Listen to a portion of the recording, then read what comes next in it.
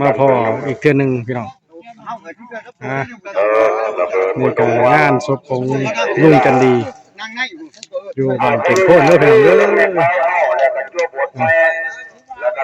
ด้อเขาว่าความตายนี่แค้นคอถูกย่างตื่นมาเช้าเห็นหน้าจะมายั่งพี่น้องเด้อนี่เพิ่นเฮาไปบ่มีบ้านกลับ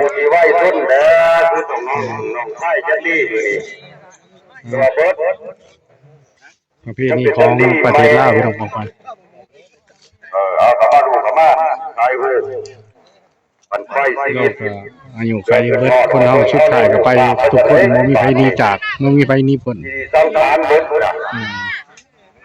ความแดดรถมาดูฮะเข้าแล้วธรรมชาติของบุคคลบ่มีไผไปรอดพี่น้องนี่ให้ไปบ่มีไผหลุดพ้นความตายนี่แขนคอสุกปอดย่างตื่นมาเช้าเห็นหน้าจะมาอย่างนี้เขาวนมองคือว่าเพลงที่ประเทศลาวพี่น้องงานก็เปลือยเอาตัวลื้อใหม่แล้วนั่งเป็นน้ำพี่น้องคนนี้มันสม่ำเสมอบ่มันเอียงบ่มันงอยคนเราชุดท้ายก็ไปบนเดียวกันสิจนเด้อสิด้วยไปบนเดียวกันบ่มีไผหนีพ้นเพราะว่าผู้นั้นสิยืนหรือบ่ยืนเท่านั้นพี่น้องเอาอย่างว่าเท่านั้นลมก็แห้งแน่พี่น้องบ่มีผู้ใดเรียกพักผ่อนแล้วสารพัดคนบ่ดื้อแล้วจะเอาเข้าดอกมาได้แล้วบ่ยากดอกมันเกะกะเพิ่นมันก็ได้เพราะว่าเพิ่นก็สิได้สวดต่อพี่น้องประเพณีของประเทศลาว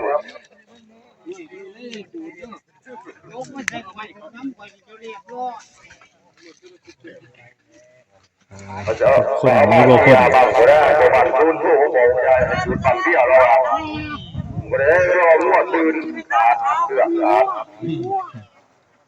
มันไม่เข้ามาต่อเชื่อบทไหมสายคุมมันจะรีดเลยผมไม่ได้ไปได้มากเลยนอนคุณเทียดเดี๋ยวนี้นะบนทรงเล่าขอใส่ไปปุ้ยจะขอใส่จับฝ่ายต่อนะลูกกระบะไปพุ่นเนี่ย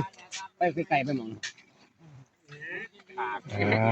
กำลังทำพิธีอาจารย์เป็นกำลังสิสวดสูตรป่าสูตรเพื่อให้เพิ่นไปสู่ปกติของลูกจันดีแล้วก็อยู่ในหมู่บ้านบ้านแก่งโคนพี่น้องได้เสียชีวิตไปเฮาทำเขาอีกคนนึงมันบ่มีเพียคือเฮาดูน้ำหน้าก็มีแต่พี่น้องแล้วเนาะ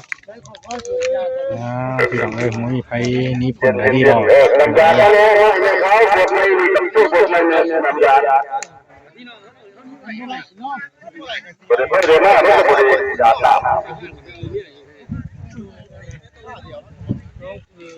ทุกคนที่ทำความดีหรือความชั่ว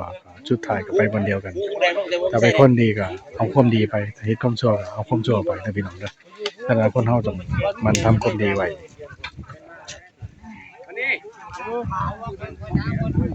ไปถามมึงแน่ทุกคนมีบ่พ้นมีบ่รอดสุดท้ายก็ไปวันเดียวกันเบิดสีดำสีด้วยหรือว่าสิจนเลยพี่น้องเด้อเรานี่แล้ว